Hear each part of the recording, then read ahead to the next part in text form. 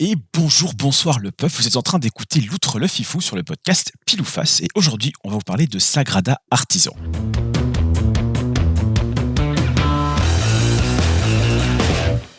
Et évidemment pour ça je ne vais pas être tout seul, donc on peut dire bonjour à Vixion. Hello Vixion, Et salut tout le monde. comment vas-tu? Bah ça va, tranquillement. Tranquille. Et qui tu es en fait? Moi je sais qui tu es, mais les gens qui nous entendent, c'est la première fois qu'ils t'entendent. Et peut-être que eux ne C'est savent vrai. pas qui tu es. Bah, je suis sûrement un des meubles derrière toi pendant les C'est podcasts. probable, ouais. C'est très probable. Voilà. Mais sinon, non, bah du coup, je suis aussi un membre de l'équipe MyLudo, un contributeur. Donc Ok. plus anonyme que toi ou d'autres, mais là, présent quand même. Dans le sens où tu te montres un peu moins sur réseaux, les chats, etc. C'est ça. Ok, ouais. Je discute un petit peu de temps en temps, mais je suis plutôt dans l'ombre. Ouais, c'est marrant, je fais vraiment comme si je savais pas alors que bah, je le sais. Mais je fais ah ouais, ah, t'es comme ça du coup. C'est un peu marrant. Bah ouais, c'est ça, contributeur. Tu es là depuis pas très très longtemps au final dans la team MyLudo. Ça fait... En vrai, non, ça doit faire même pas le début de l'année, je pense. Ouais, hein. Je sais même plus la date exacte. J'avoue que moi non plus, même pour moi, mais j'ai souvenir ouais que c'est dans l'année, quelque chose comme ça. On est dans cet ordre-là. Ouais, Pour ça pour le doit moment. être, je dirais, au printemps, Ok, si je ouais, c'est ça. devais donner une date. Ok. Je vais te poser une question, juste pour qu'on continue à apprendre un tout petit peu à te connaître. Est-ce que tu as un souvenir de jeu de société, mais genre le truc auquel tu penses si je te parle de jeu de société ou si tu croises quelqu'un dans la rue et que tu vois jeu de société, c'est un souvenir qui te vient comme ça à l'esprit. Un souvenir comme ça de Ouais, jeu? ça peut être la découverte du monde du jeu, ça peut être la découverte d'un jeu en particulier, ça peut être rencontre, ça peut être un truc plus négatif. Ouais, j'ai un souvenir, alors plutôt d'enfance. Parce que du Vas-y. coup, je jouais beaucoup aux jeux quand j'étais plus jeune, mais tout seul. Parce que Ok. j'avais personne avec qui jouer forcément, parce que ma famille, je jouais pas plus que ça. Ok. Et t'es enfant unique? Et non, j'ai une sœur, mais Non. alors du coup, j'ai horreur de jouer avec ma sœur. Ok, Elle a ok. tendance à, dès que ça part mal, à balancer tout. Donc, je ne présentais pas un jeu. Et en Ok. fait, on m'avait offert du coup le jeu Pokémon, la quête du maître dresseur, j'ai plus le nom exact, Ok. qui était un jeu de plateau en fait où il fallait parcourir toute la région de Kanto, donc la première, et Ouais. en fait attraper les Pokémon, puis ensuite être le premier à aller battre la ligue. Et Ok. vraiment en fait, du coup, étant un grand fan en plus de l'univers de Pokémon, j'avais adoré voir ce jeu-là, et c'est un de mes tout premiers jeux de plateau. Et je l'ai encore. Ah ouais, tu l'as encore? Je l'ai encore. La boîte a bien vécu, mais le Ah jeu est bah tu toujours là. m'étonnes. J'y joue plus en vrai. Bon, on sent qu'il est plus vieux, mais le Ouais, jeu, c'est ça. si je devais garder un jeu, je pense que c'est lui que je garderais. Ok, non, trop stylé. Je savais même pas qu'il existait ce jeu-là, mais trop cool. Et tu l'as plus ressorti depuis pour quand même voir un peu à quoi il ressemblait. Il est resté dans ton armoire en collection. Oh, mais il est dans l'armoire. Alors, il manque des pions dedans. Il est un peu abîmé. Il a du vécu. Mais je sais toujours à quoi il ressemble et je suis capable de là tout de suite le ressortir, de refaire les règles. J'ai même pas besoin de relire. Je me souviens. Ah ouais, ouais, tu l'as Et bien le jeu poncé, m'a quoi. marqué. Voilà, c'est ça. Et il faut savoir que du Incroyable. coup, je jouais tout seul, mais je jouais l'équivalent de deux ou trois joueurs. Ouais. Et j'arrivais à perdre contre moi-même, du coup. Ouais, bah oui, forcément, si tu joues 3 fois, toi, il y a bien un moment où tu gagnes. Mais, et du coup, t'arrivais à jouer sérieusement chaque perso? Enfin, Oui. chaque. T'arrivais à le faire? Ouais, Ok, ouais. c'était très drôle d'ailleurs, parce que en plus, je m'étais vraiment frustré des fois de perdre. Alors que bah, c'est moi, quoi. Enfin, Oui, tu voilà. t'es battu toi-même, mais quand même, ça m'énerve, quoi. Voilà. Incroyable. Écoute, bah merci pour cette petite présentation. Je te propose maintenant de passer au jeu en lui-même, à commencer par les crédits. Sagrada Artisan, c'est un jeu de Adrian Adamescu et Daryl Andrew. C'est illustré par Peter Walker et édité en français en tout cas par Matago. C'est un jeu qui se joue de 2 à 4 pour 13 ans et plus et des parties qui durent 45 à 60 minutes. Dans ce podcast, on va rapidement vous expliquer la mécanique ici de Sagrada Artisan et on va chacun vous donner notre point de vue sur ce jeu. Mais ça, évidemment, on va pas le faire n'importe comment parce que l'un de nous deux, je ne dirai pas qui, a vraiment aimé le jeu, là où l'autre, c'est plus compliqué. Et notre but va donc de s'expliquer et de vous expliquer ce qu'on a aimé ou non dans le jeu. Maintenant, attention, ce n'est pas une review, ce n'est pas rémunéré, et on n'est pas là pour le critiquer le jeu, pour l'encenser ou pour le descendre. On peut très bien aimer un mauvais jeu, tout comme on peut détester un très bon jeu. Et là, dans ce podcast, on va vous donner un avis honnête, subjectif, un ressenti sur le jeu. On va pas essayer d'évaluer la qualité du jeu et dire s'il est bon ou pas, juste si on l'aime ou pas et pourquoi. Sur ce, je te propose un petit pitch du jeu pour ceux qui ne connaîtraient pas Sagrada tout court ou pas la version artisan de Sagrada. Tout d'abord, Sagrada Artisan, en fait, c'est la version legacy, on va dire, de Sagrada, qui lui est un jeu un peu plus populaire. D'abord, qu'est-ce que c'est que Sagrada ? Eh bien, Sagrada, c'est on va dire un jeu à cocher, même si on ne coche pas vraiment, mais ça ressemble un peu au jeu à cocher. On va avoir devant soi un vitrail avec différentes cases. Je crois que c'est du 4 par 5, c'est possible ? 5 par 5 ? Ça va dépendre des vitraux. Dans le Sagrada normal, c'est vrai, mais tu m'as dit que tu n'avais pas fait le normal, donc ça sert à rien que je te pose la question. Dans le normal, Voilà. c'est un carré qui est, enfin c'est figé, la forme est figée, mais je ne sais plus de combien elle est, mais c'est quelque chose du genre. On va dire que c'est 5 par 5, même si je suis pas sûr. 4 par 5, même si je suis pas sûr. Bref, on va sortir un certain nombre de dés d'un sac. On va lancer tous les dés. Ces dés vont avoir une couleur et une valeur. Et on va devoir aller chacun à notre tour dans un système de draft, prendre un dé pour le mettre dans son vitrail. Évidemment, il y a des contraintes de placement. On peut pas mettre deux dés d'une même valeur ou d'une même couleur l'un à côté de l'autre. Le fond du vitrail va parfois avoir des conditions aussi, parce que dans tel cas, je suis obligé de mettre un dé de valeur 4 par exemple, peu importe la couleur. Et donc voilà.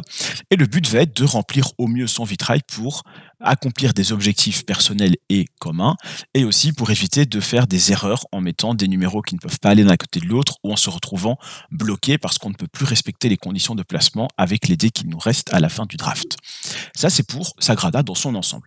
La partie artisan, qu'est-ce que c'est ? Eh bien, c'est un peu le même principe, sauf que plutôt que de placer les dés, on va simplement colorier, mais ça veut aussi dire qu'on va avoir des feuilles qui vont toutes avoir des formes le vitrail va à chaque fois avoir une forme complètement différente, un agencement différent des différentes cases. Et surtout, on va avoir ça en version legacy. Donc, de partie en partie, les règles vont se modifier, il y a des nouvelles règles qui vont s'ajouter, le jeu va peut-être un petit peu se complexifier, en tout cas gagner en règles différentes et en différentes choses auxquelles il faut faire attention. Parfois même, va complètement changer la manière de jouer. Ça, c'est le volet Legacy de Sagrada, mais évidemment, comme c'est un Legacy, on ne veut pas vous spoil, donc on ne peut pas vous en dire plus. Est-ce que tu as l'impression que j'ai oublié quelque chose ?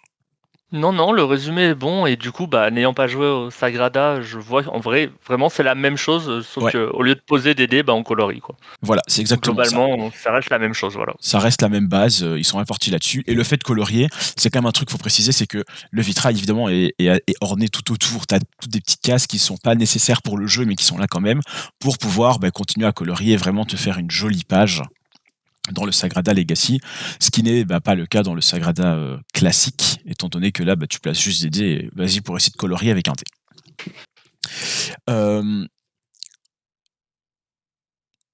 Oui, parce que je lisais le truc. Petite anecdote, la boîte de Sagrada Artisan, c'est une boîte foil, donc elle est vraiment très brillante comme ça, qui déjà attire un peu le regard, mais en plus que je trouve assez jolie. Et du coup, après avoir joué à Sagrada Artisan, comme j'ai bien kiffé la mécanique, parce que comme toi, je ne connaissais pas Sagrada de base, enfin j'avais jamais joué en tout cas, je me dis vas-y, comme j'ai kiffé la mécanique, je vais acheter le jeu de base et je vais garder la boîte d'artisan, comme ça quand j'aurai les extensions de Sagrada classique, je pourrai tout mettre dans la boîte de base, mettre de côté les autres boîtes, et j'aurai une grande boîte foil pour pouvoir tout ranger dedans, et j'avoue ça me donne très envie. Rien que pour ça j'en ai acheté les extensions. On a fait un peu pareil avec la boîte du coup de Sagrada Artisan. En fait, nous, pour notre rangement, on met tout dans les étagères et tout ça. Ouais. Et on a quelques jeux en fait qu'on laisse par-dessus, en fait, juste pour voir le devant. Et Sagrada Artisan fait partie des jeux comme ça qu'on affiche Ok, pour le visuel. juste pour voir la boîte quoi. Voilà, juste pour voir la boîte. En vrai je comprends, c'est vrai que la boîte je la trouve vraiment cool, alors que c'est juste vraiment un mélange de couleurs et de formes on va dire, mais il y a quand même ce truc du foil et du, je sais pas. On ressent bien la sensation de vitrail en fait. Oui, c'est ça, surtout que t'as quand même la Sagrada qui est dessus, mais qui elle aussi, si je me souviens bien, un peu comme un vitrail comme ça. Il y a une histoire, enfin il y a un truc comme ça qui fait que vraiment Ouais, en fait tout le visuel en fait fait cet effet vert avec, on voit les séparations en fait entre les morceaux de verre et tout. C'est ça. Et ça, tu rajoutes le foil, c'est magnifique, c'est parfait. Tout ça pour encenser évidemment la boîte de Sagrada Artisan qui est très jolie. Du coup, entre nous deux, celui qui n'a pas trop aimé le jeu, c'est moi. Celui qui l'a vraiment aimé, c'est toi. Et je te propose de commencer avec les éléments qui t'ont plutôt plu dans Sagrada Artisan. Ok. Bah déjà moi j'aime beaucoup les jeux Legacy. Ok. Vraiment c'est un truc que j'aime bien. Que j'aime la sensation d'évolution et d'avancer sur un jeu. Mhm. Alors que faire toujours les mêmes parties, j'ai l'impression de faire un peu les mêmes choses en boucle. Et des fois je me lasse d'un jeu là-dessus. Ok. Donc vraiment le côté Legacy, moi ça m'a vraiment plu. En plus effectivement le jeu est super beau. Ouais, clairement. On est assez fan des roll and write aussi à la maison, donc D'accord. le côté justement d'avoir à colorier et tout. Et il faut savoir que justement pour aller avec ton anecdote, on a alors moi pas forcément à tous les vitraux et tout, mais on s'est amusé à colorier les ornements autour justement pour finir Ouais. en fait le vitrail à la fin. Même les cases qu'on n'avait pas coloriées pendant la partie pour X ou Y raison, on les a recoloriées pour vraiment le faire beau. Ah, Et en trop fait, il faut marrant ça. savoir que tu peux donner un nom au vitrail à la fin. C'est vrai. Oui, tu le nommes et du coup, ça partait des fois sur des envolées lyriques. Et il y a une partie où par exemple, j'ai vraiment fait des mauvais points, j'ai fait une mauvaise partie. Et là, je crois que le vitrail s'appelle Tant pis. Ok, bah oui. Voilà, j'ai Pour dit aller tant avec pis. le. Voilà, avec juste la partie aussi en elle-même et pas juste le dessin. Ok, je vois. Ah, c'est marrant ça. C'est vrai que c'est un truc qui est assez cool dans le jeu de pouvoir colorer autour. Surtout que vous l'avez fait à combien? On l'a fait à 3. Vous l'avez fait à 3, ouais. Parce que nous, quand on le faisait à 2 et Kisa, ça s'y prêtait moins.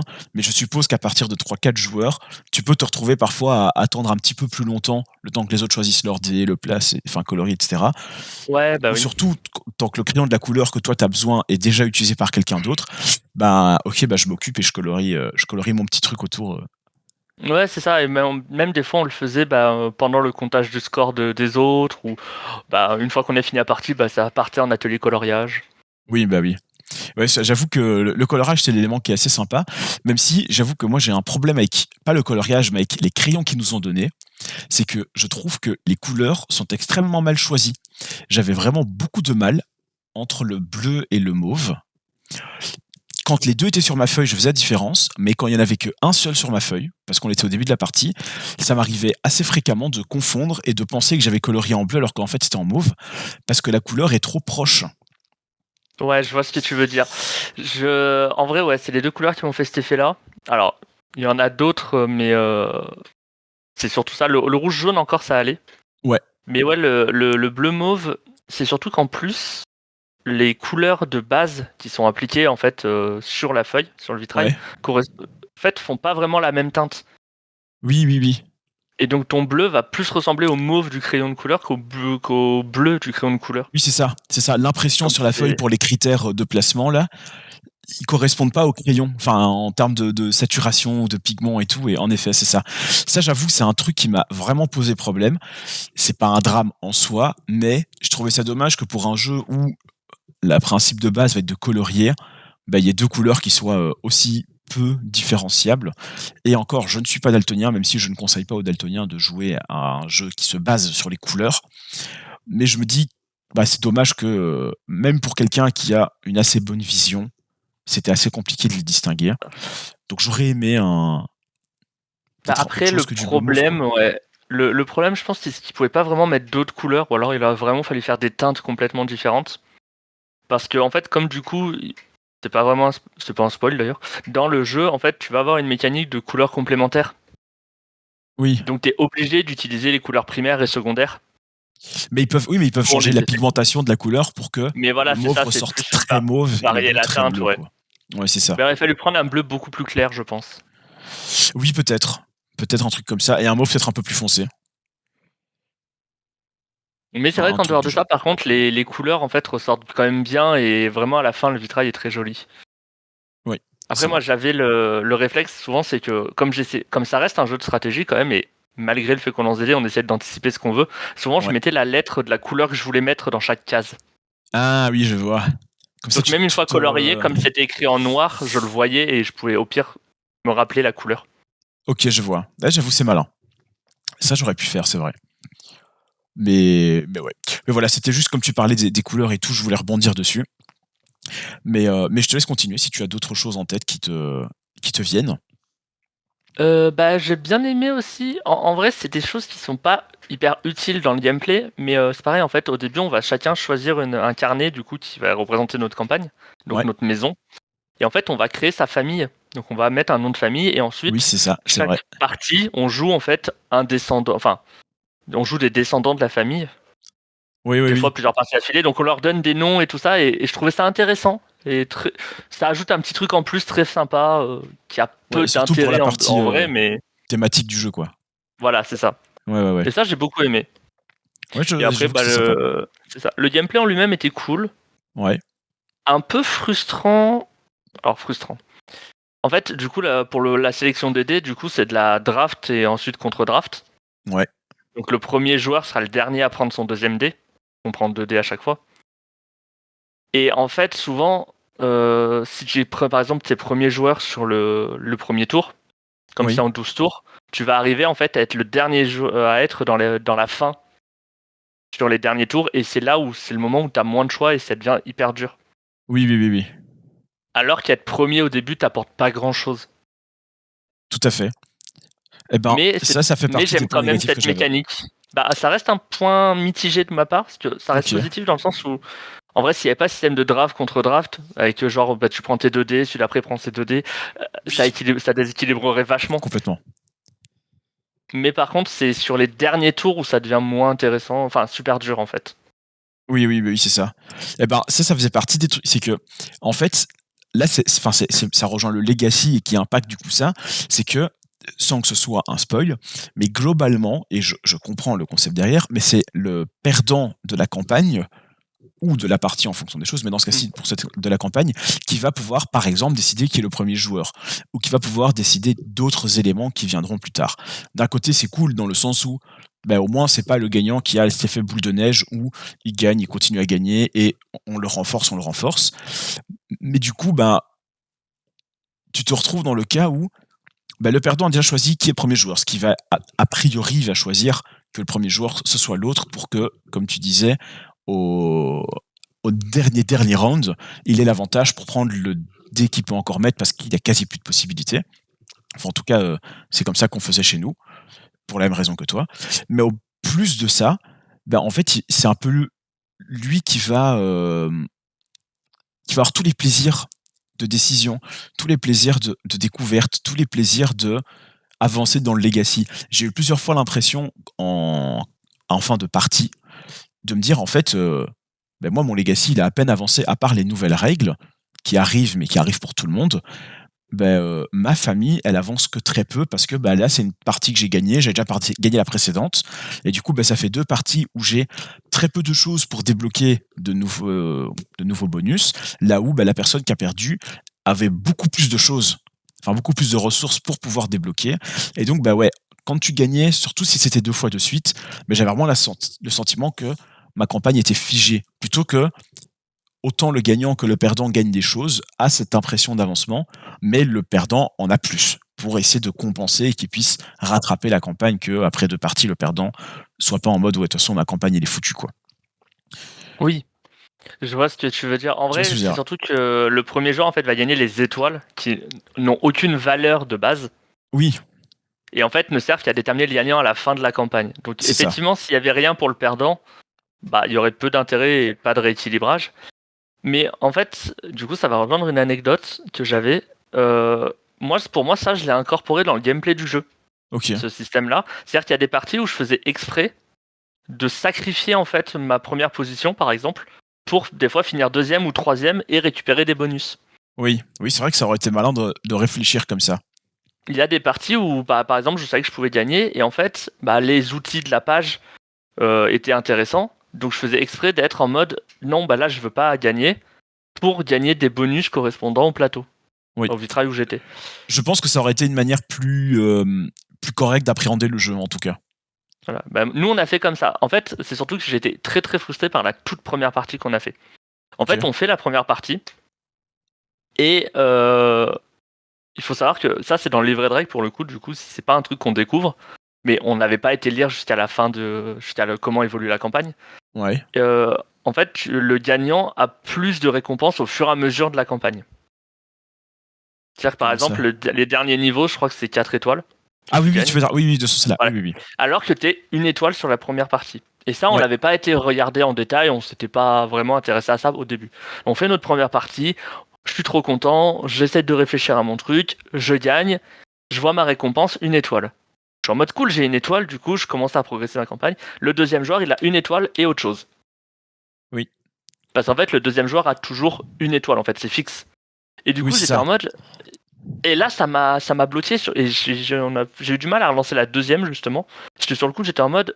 Bah, du coup, entre guillemets, pourquoi je me suis forcé à jouer bien si en finale, pour avoir moins de choses. Oui, oui, oui. Bah, c'est le sentiment que j'ai eu, mais ça, moi, je l'ai eu pendant toute la Bah, campagne. du coup, ouais. Ah, Même bah, après, du si, coup, moi, j'ai adapté ma position, justement, pour bah, des fois perdre, des fois gagner, des fois être vraiment derrière. Et ainsi pouvoir relancer le truc. Tant que je regardais à peu près les autres, et si on était à peu près proche en point de victoire, c'était pas grave, en fait, de perdre une partie ou deux, quoi. ouais, c'est ça. C'était même Mais je pense que ça volontairement aurait été une intéressant. meilleure manière pour moi d'appréhender le jeu si j'avais fait ça comme ça. Mais j'avoue que ça me reste quand même bizarre de devoir parfois décider volontairement de perdre une partie parce que si je gagne, j'ai globalement rien comme bonus pour, enfin rien, j'exagère, mais pour avancer dans la campagne. Mais je comprends. J'avoue que c'est quelque chose que j'aurais peut-être pu faire Non, mais après, je suis d'accord, il pour mieux aurait appréhender. fallu, à la limite, donner plus de choses quand même intéressantes aux gagnants. Oui, Parce que là, effectivement, tu gagnes, et en fait, le gagnant, le seul avantage qu'il a, c'est sur la fin de campagne. Du coup, c'est c'est ça. entre guillemets le point le plus intéressant, mais à l'instant T, c'est un peu frustrant. Ouais, voilà, c'est ça. C'est ça la frustration que j'avais en faisant. Après, j'ai quand même tout fait, mais ça m'a frustré d'autant plus que là, c'est peut-être biaisé parce que j'avais une attente assez haute du jeu et globalement du Legacy en général, parce que j'en ai déjà fait quelques-uns qui m'avaient vraiment plu.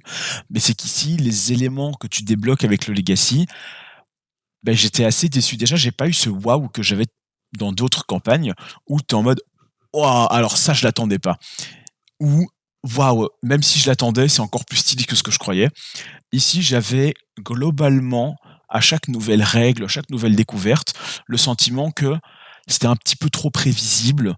C'était, ça ne rajoutait pas quelque chose que j'avais envie qu'il soit rajouté au jeu. J'aurais voulu autre chose.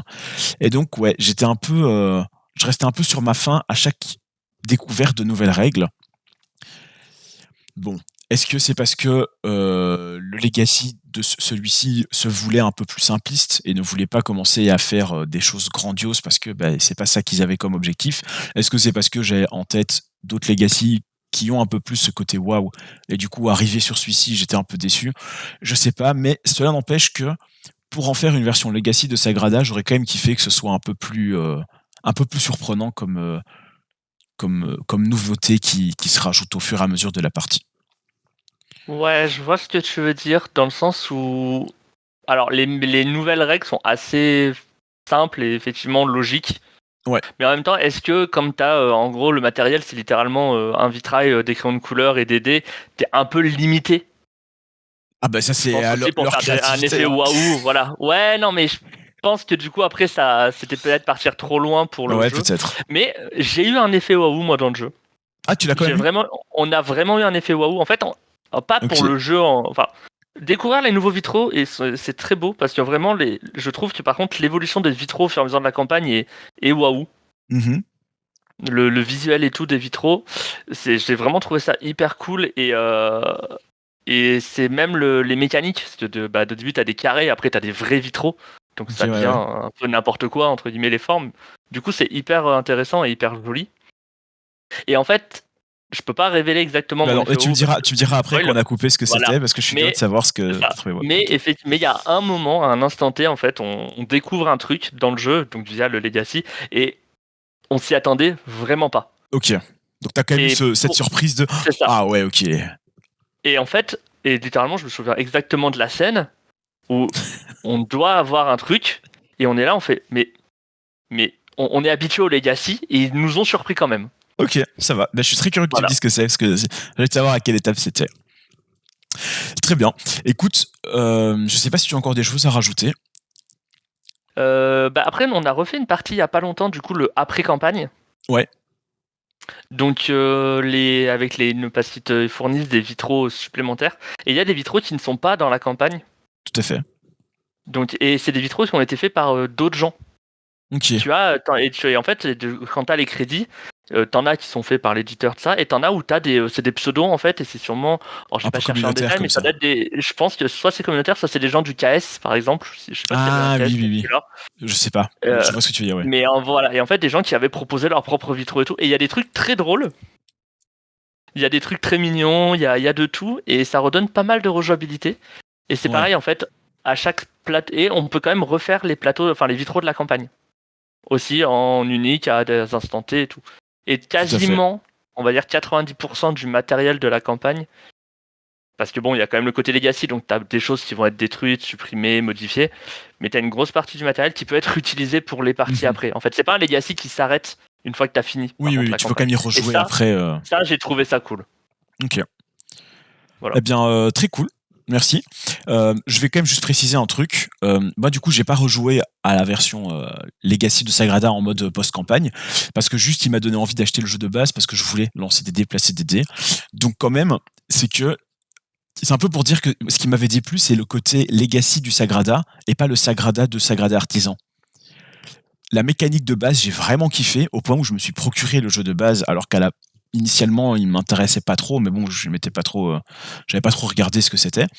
Et du coup, là, maintenant, voilà, j'aime beaucoup Sagrada, et c'est vraiment juste la campagne qui m'a déçu. Pour dire que si jamais vous avez peur d'avoir les mêmes sentiments que moi, ben, jouez à Sagrada de base, parce que ben, le jeu est quand même très bien.